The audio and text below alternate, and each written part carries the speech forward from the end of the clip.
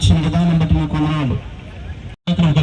వేదిక మీదకి వచ్చిన పెద్దలందరికీ అలాగే వక్తలకి సాధ్యం చేస్తాడు. ఆమేన్ ఆమేన్. ఈ యొక్క ట్వీట్ చేస్తూ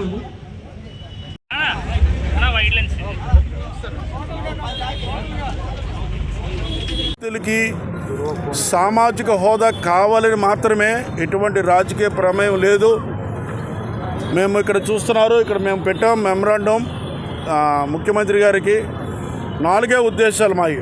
ఒకటి, పార్లమెంట్లో 1915 ఆర్డర్ రద్దు చేసే బిల్లు పెట్టాలని ముఖ్యమంత్రి చంద్రబాబు నాయుడు గారిని క్రైస్తవ ప్రగతి పరిరక్షణ తరపున కోరడమైంది. 2, మత మార్పిడి నిరోధక చట్టాలను రద్దు చేసే దిశగా పార్లమెంట్లో బిల్లు పెట్టాలని మేము కోరడమే ఈ ర్యాలీ చేస్తున్నాం. 3వదిగా,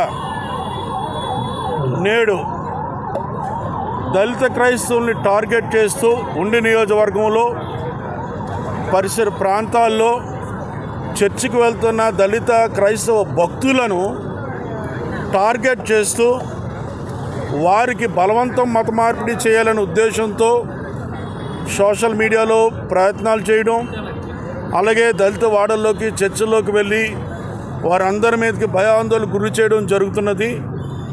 బలవంతంగా మేము మారుస్తాం, ఫోటోలు తీస్తాం, చనిపోయిన వారి సమాధుల దగ్గరికి వెళ్తాం, వారి ఇంటి పేర్లు బట్టి ప్రతి ఇంట్లో ఉన్న వారికి మారుస్తామని ఇట్లాంటి అనైతిక కార్యక్రమాలు చంద్రబాబు నాయుడు గారు వీటి విషయమై చర్య చేపట్టాలని.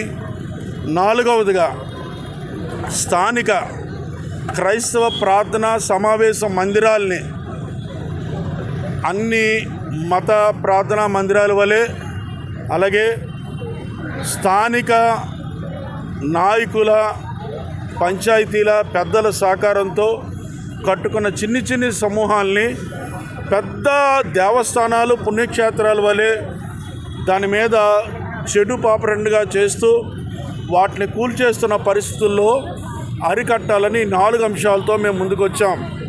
ఈరోజు దళితుల నుండి క్రైస్తవులుగా మారిన వారికి బీసీసీ సంక్రమిస్తున్న సమయంలో వారిని ప్రభుత్వం దళిత క్రిస్టియన్స్ అంటున్న వారికి మీద మరలా అట్రాసిటీ కేసులు పెడుతున్నారు.